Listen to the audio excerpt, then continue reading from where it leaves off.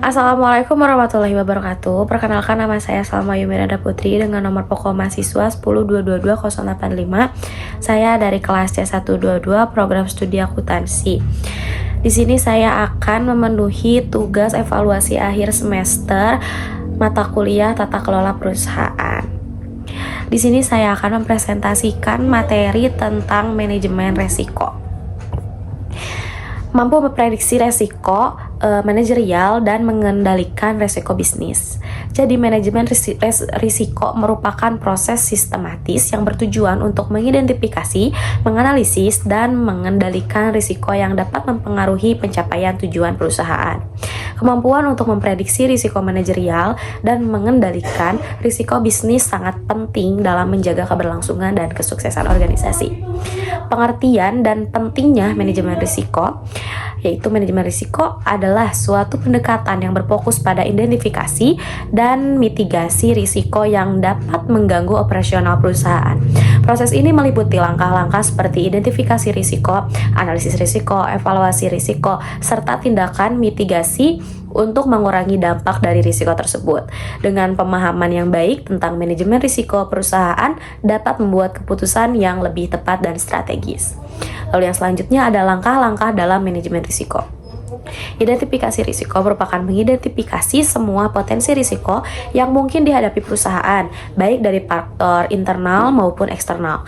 Metode yang umum digunakan termasuk kuesioner analisis risiko, analisis laporan keuangan, dan juga peta aliran. Yang pertama ada analisis risiko, yaitu menganalisis kemungkinan terjadinya risiko atau likelihood dan dampak atau impact dari setiap risiko yang teridentifikasi. Ini dapat dilakukan dengan menggunakan metode statistik atau penilaian ahli. Lalu yang kedua ada evaluasi risiko, yaitu menentukan prioritas risiko berdasarkan kombinasi antara kemungkinan terjadinya dan dampaknya. Hal ini membantu dalam pengambilan keputusan mengenai tindakan mitigasi yang perlu dilakukan. Lalu yang ketiga ada mitigasi risiko, yaitu mengembangkan rencana tindakan untuk mengurangi atau mengendalikan dampak dari risiko yang telah diidentifikasi. Tindakan ini bisa berupa penghindaran, pengurangan, transfer, atau penerimaan risiko.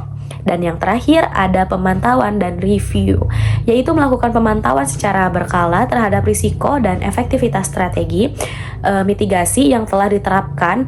Jadi ini penting untuk memastikan bahwa manajemen risiko tetap relevan dengan perubahan kondisi internal dan eksternal organisasi. Lalu yang terakhir ada manfaat memprediksi dan mengendalikan risiko.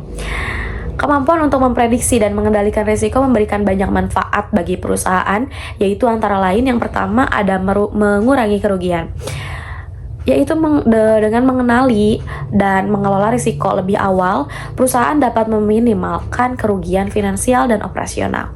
Lalu yang kedua ada meningkatkan keputusan strategis, yaitu informasi tentang potensi risiko membantu manajer dalam membuat keputusan yang lebih baik dan lebih terinformasi.